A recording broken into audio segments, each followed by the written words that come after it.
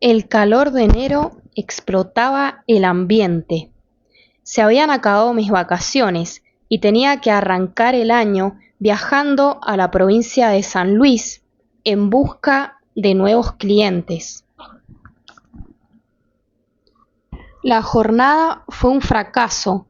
Después de 2 días, luego del almuerzo, decidí volverme a Mendoza. Transitando la ruta 7 a la altura de la cumbre, sentí un crujido. Algo comenzó a hacer ruido en el motor. Las luces del tablero se encendieron todas juntas y se detuvo la marcha de la Peugeot Partner de la empresa. Se había cortado la correa de distribución. Imposible seguir. Así que llamé a mi jefe para avisarle de lo ocurrido y después me contacté con la compañía aseguradora. Eran las 3 de la tarde, las horas corrían. Me contacté 2 veces más con el seguro reclamando la tardanza de la grúa y logré telefonear una última vez a mi jefe avisándole que me quedaba sin batería para que siguiese con los reclamos desde Mendoza.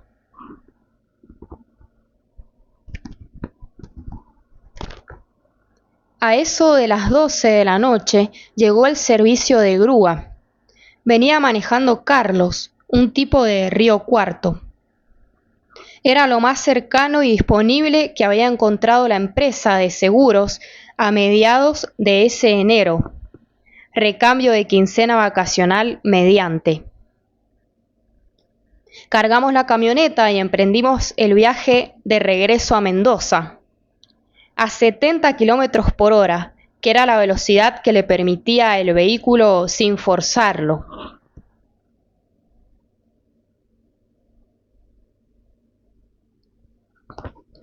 El tipo era bastante callado, introvertido y taciturno. Manejaba concentrado, respondía monosilábico, pero estaba atento a mis charlas y además me decía que le venían bien para no dormirse. Luego de haber tocado la temática más superficial y típica, como fútbol y política, me fue inevitable preguntarle si alguna vez había experimentado sucesos paranormales en las rutas nocturnas. Carlos manejaba la grúa hacía más de 15 años y era quien se encargaba de este tipo de socorros, grandes distancias, de provincia a provincia, manejando de noche. Vos debés tener una que otra historia extraña de ruta, ¿no? Le pregunté sin vueltas. No, la verdad que no, me respondió de inmediato. Te pregunto porque yo escribo sobre leyendas urbanas, le aclaré. ¿Y has escrito varias? Me preguntó con algo más de interés. Entonces comencé a desplegar mi batería de leyendas escritas, contándole con lujo de detalles cada una.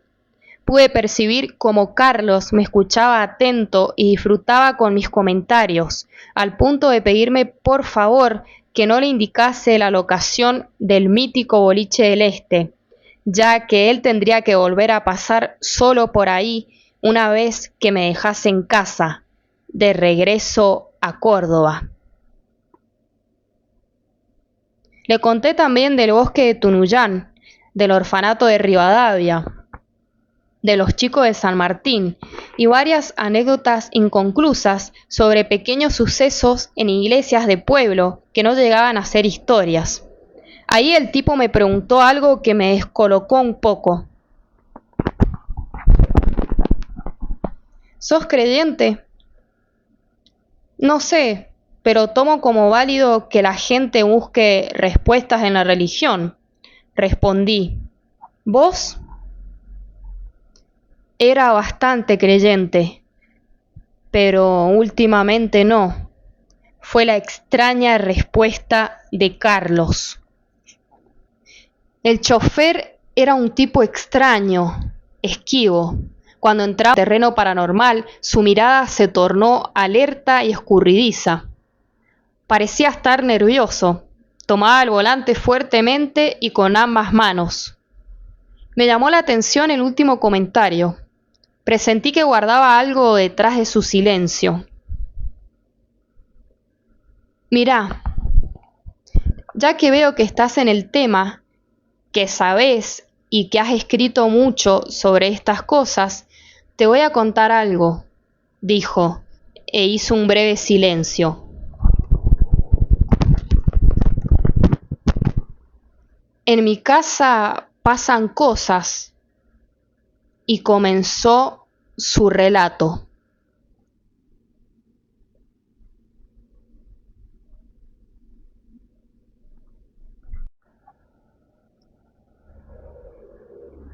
Vivo en el barrio Vice Comodoro Marambio, barrio construido en los 60 por los militares, en una casa que nos regaló mi suegro.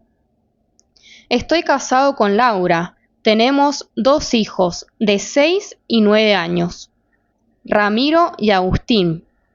Cuando eran bebés, mi suegro vivía con nosotros, se hicieron grandecitos y él se fue a vivir solo a la ciudad. A partir de ese día empezaron a pasar cosas raras en la casa. ¿Cosas raras como qué?, pregunté. Cosas raras. Al principio era algo muy leve. Por ejemplo, salíamos y al volver encontraba alguna ventana abierta, alguna puerta sin llave, una luz encendida. La puerta del patio aparecía abierta siempre. Esto lo percibía yo solo. No lo comentaba con mi esposa. Las luces de un camión que pasaba le iluminó el rostro, aunque sus ojos no mostraron ninguna incomodidad.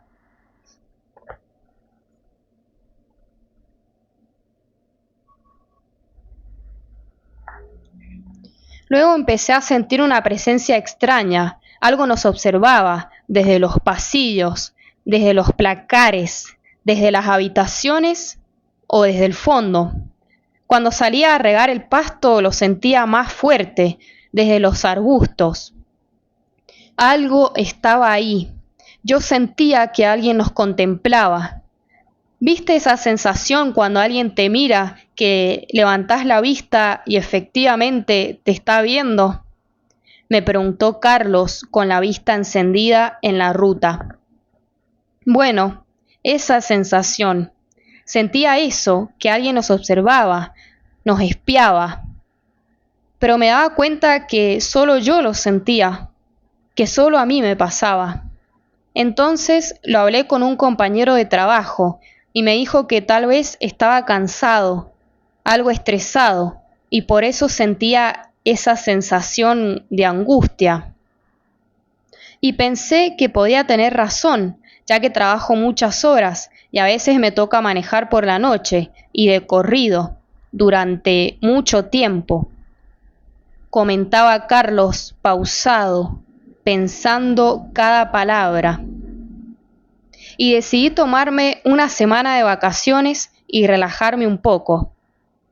Llegado el sábado, salimos a cenar afuera, a un restaurante del centro.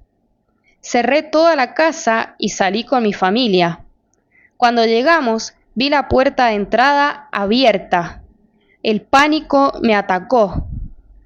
Nos entraron a robar, le dije a mi esposa.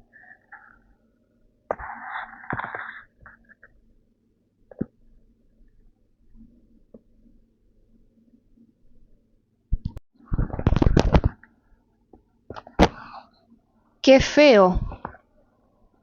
Sí, feísimo. Bajé yo solo y cuando entré estaban todas las luces encendidas. El panorama era muy extraño, estaban todas las puertas de los muebles del living abiertas. Al entrar en la cocina lo mismo, todos los cajones de la alacena abiertos, de par en par, como todas las ventanas y puertas de la casa. En el patio la manguera estaba abierta hacía varias horas, pero no faltaba nada. ¿Cómo? ¿No te robaron nada? No, ¿no entendés que no eran ladrones? No había entrado nadie a la casa, estaba todo abierto, todo, hasta las canillas de adentro, pero no faltaba nada. Mi esposa entró llorando, asustada, creyendo lo peor, y cuando vio todo así dejó el pánico para caminar incrédula por cada rincón de la casa, confundida. Los nenes lloraban, pero no faltaba nada. ¿Y qué hiciste? No tenía sentido llamar a la policía, además no quería asustar a mi familia. Así que le dije a Laura que seguramente habíamos entrado en el mismo momento en que los ladrones se escapaban. Pero yo sabía que era otra cosa, algo extraño. Cerramos todo y nos fuimos a dormir. A mí me costó un triunfo descansar. Carlos suspiró, despegó sus manos del manubrio y lo volvió a tomar con ambas manos.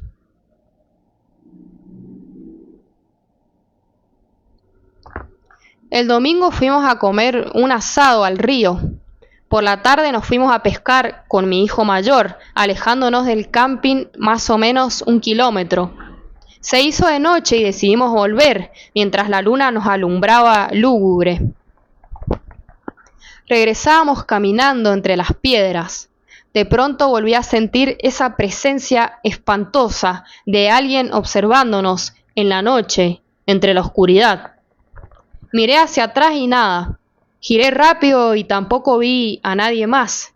Seguí mi paso alerta, intentando no llamar la atención del nene, hasta que me dijo: «Papi, ¿quién viene atrás de nosotros?». Una sensación de horror me apretó el pecho.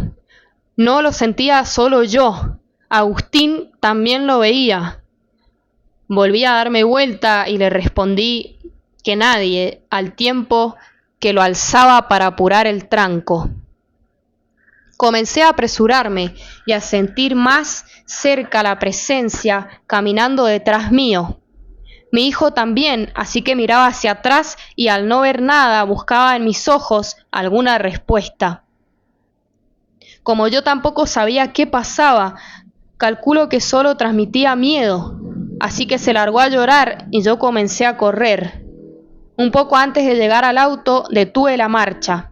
Los ruidos habían cesado. Entonces disimulé el susto diciendo chistes y haciéndole cosquillas.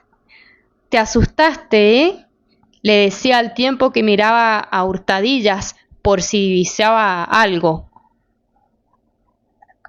No podía llegar corriendo y asustar al resto de mi familia, así que respiré hondo y disimulé a la perfección lo sucedido. Más allá de que las presencias no cesaban, me sentía angustiado por no saber cómo resolver el asunto. Llegué a pensar que tal vez me estaba volviendo loco, que el estrés me estaba consumiendo o que había demonios que solo yo veía. ¿No fuiste a hablar con algún cura?, le pregunté. Sí, pero primero pasó algo que por un lado me calmó, pero por otro me hizo tomar esa decisión de llamar a un sacerdote. Una noche estábamos cenando en casa, terminamos y los chicos se fueron a dormir. Entonces, mientras con mi esposa mirábamos televisión, empecé a percibir lo mismo de siempre. Esta vez sentía una presencia fija detrás de una cortina que ondeaba el viento en la puerta que iba al patio. Tenía la certeza que estaba ahí, mirándonos. El corazón me palpitaba a 1000, no podía disimular los nervios y los descargaba moviendo frenéticamente mi pierna. No quería ni mirar hacia la cortina, pero sentía por el rabillo del ojo que estaba ahí. Eso estaba ahí, te lo juro. Entonces miré de reojo a mi esposa y la vi titubear un segundo y mirar hacia la cortina con cara de espanto. Nos conocemos hacía 20 años. Esa mirada, esos nervios, eran los mismos que tenía yo. Así que me animé y le pregunté: ¿Vos también lo sentís? Me miró congelada, abrió los ojos de par en par, sorprendida. Sí, Carlos, hace meses.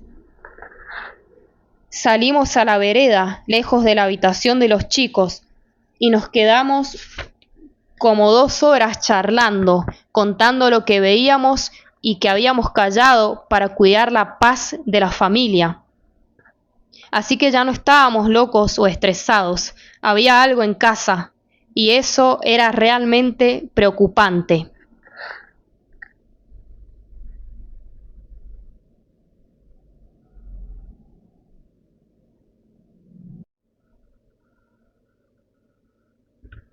Decime que descubrieron algo, le dije intrigado. Lo primero que hicimos fue llamar a un cura. Vino, bendijo la casa, hicimos algunas oraciones, dejó unas estampitas y nada. Incluso después de esa visita, las entidades cobraron más fuerza. Por eso te preguntaba lo de la religión. Luego llamamos a una señora que hace trabajos, que se dedica a la magia negra y esos maleficios. También celebramos una especie de rito con rezos e inciensos, y fue peor, porque a partir de ese momento se empezaron a mover cosas. ¿A mover cosas?, dije asombrado a modo de pregunta. Sí, hasta ese día solamente sentíamos que nos miraban. Luego de la visita de estos tipos era como si el espíritu se había violentado. Entonces se empezaron a caer cosas, desaparecer de un lugar y aparecer en otro. Los chicos se dieron cuenta de que algo raro pasaba. A veces aparecían pocitos en el pasto. El único momento donde todo se calmaba era cuando venía mi suegro. Caía a cenar o a visitar a sus nietos, y todo se controlaba. Él es un tipo de mucho carácter, ex militar, virulento y serio. Parecía como que los espíritus le tenían miedo a él y se fumaban. Entonces presentimos que algo raro pasaba con ese asunto. ¿Por qué se calmaban cuando estaba él?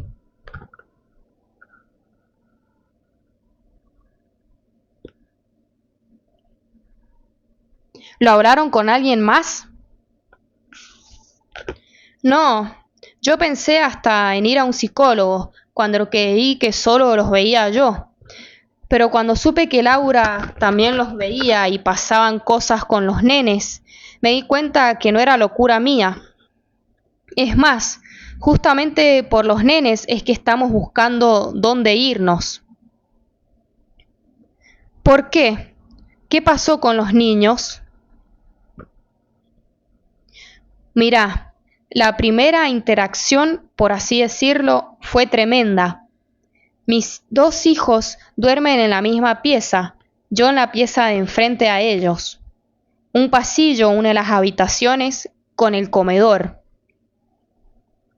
Una noche estaban los dos jugando en sus camas, tirándose una pelota de básquet de un lado a otro. El más chiquito lloriqueaba porque el más grande lo molestaba y le daba pelotazos. Eran como las 11 de la noche. Entonces me levanté de la cama y los fui a retar. Les quité la pelota y les apagué la luz. Salí de su habitación, tiré la pelota hacia el comedor y me volví a acostar en la cama para seguir mirando la televisión. De pronto sentí que los chicos volvieron a jugar con la pelota y les grité: ¿la cortan con la pelota o la próxima voy con el cinto? Y me respondieron con sus vocecitas: pero papá, si no estamos jugando con la pelota. Y la pelota apareció picando, atravesando el pasillo y entrando a la pieza de ellos. Al instante vinieron los dos corriendo a mi cama. Esa noche dormimos juntos, los 4 juntos. Yo sentía la pelota que picaba de a ratos aquella madrugada, mientras los demás dormían.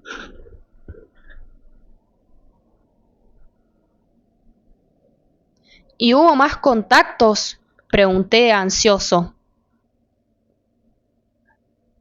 Hubieron varios más. Ellos saben que algo pasa y eso me tiene muy preocupado. Con Laura tratábamos de disimular, de minimizar lo que sucedía, de hacerle oído sordo a los ruidos, a las cosas que se movían, a las puertas y ventanas que aparecían abiertas, al quilombo en el patio. Pero hubo algo que no pudimos ocultar. Tocamos fondo. Contame.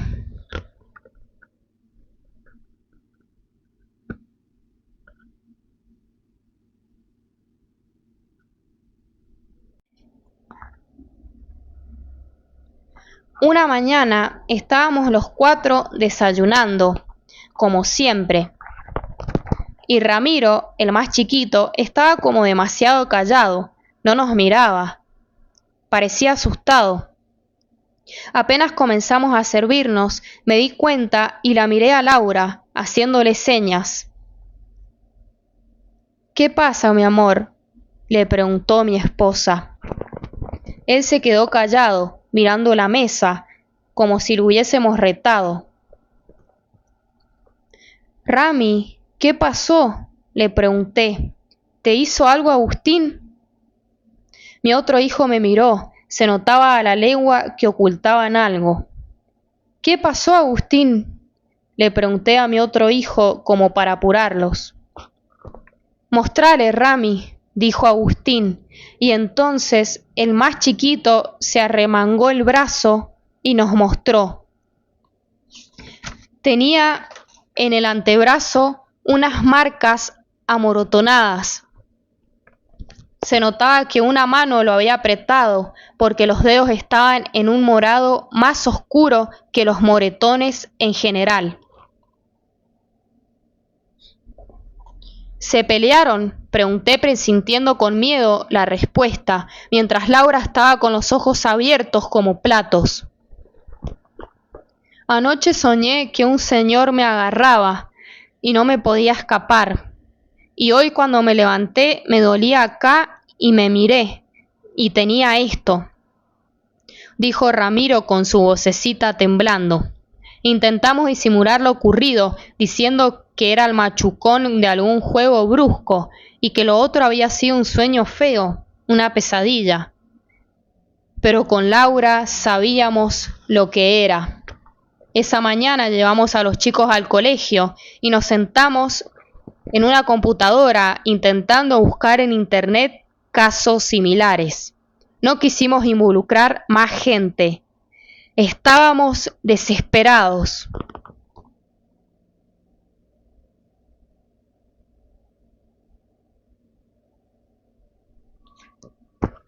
Algo malo ha pasado en tu casa, Carlos, y están intentando comunicarse con ustedes de alguna manera. Bueno, ese es el tema. Yo creo saber qué ha pasado. Estamos buscando otra casa que no sea muy cara para irnos, porque lo que supongo involucra a mi suegro, y no quiero quilombos en mi familia. ¿Qué suponés?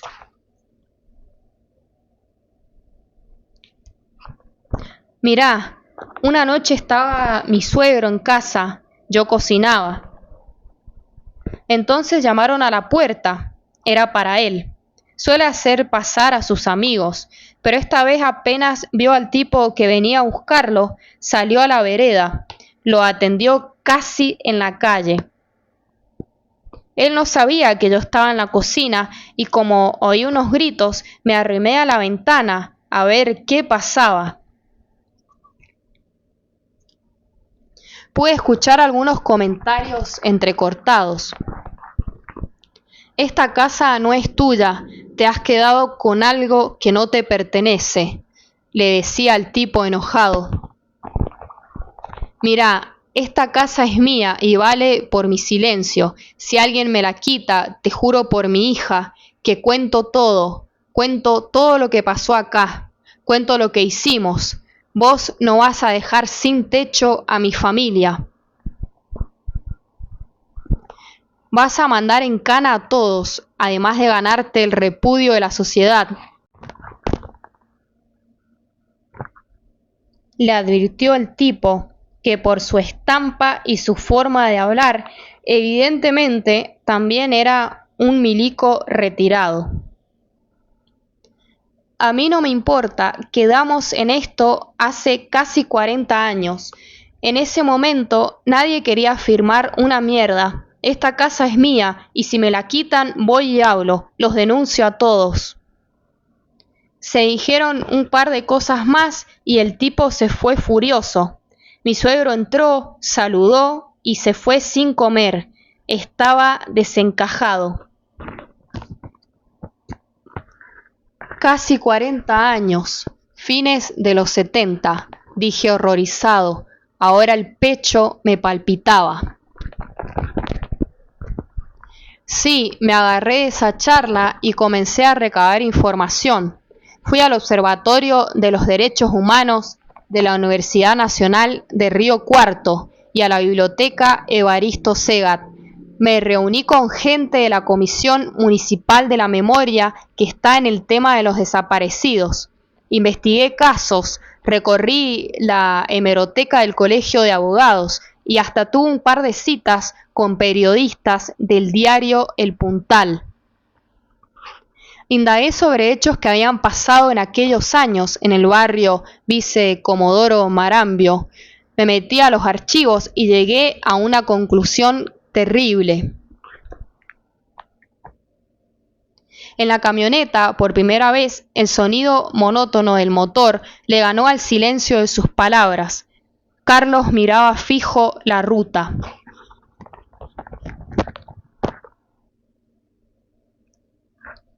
¿Qué conclusión?, pregunté. Mi suegro estaba metido en la cagada en la época del proceso militar. Siempre lo sospechamos, pero por respeto nunca se habló del tema en casa. Además, conmigo siempre fue excelente y a mí jamás me interesó ni la historia ni la política. En Río Cuarto desaparecieron muchos estudiantes y acá no había un río como en Buenos Aires, así que enterraban los cuerpos. Encontré que varias casas de mi barrio habían sido denunciadas como lugares de tortura, pero jamás se demostró nada, aunque ahora estoy seguro que en mi casa torturaron gente. Y eso no es lo peor. Lo peor es que estoy seguro que esa gente está enterrada en el fondo de mi casa, en el único lugar donde se puede enterrar un cuerpo. Aún están ahí, por eso se abren puertas, por eso pasan cosas atrás, por eso se asustan cuando aparece mi suegro. Vivo en una casa donde han sepultado desaparecidos y no sé qué hacer. Carlos me hizo jurar que no iba a escribir esto, pero ya pasaron varios años de este suceso y no lo puedo ocultar más. No lo quiero ocultar más. Creo que Río Cuarto merece encontrar respuestas a esto, por la paz de esos desaparecidos y por el bien de Carlos y su familia.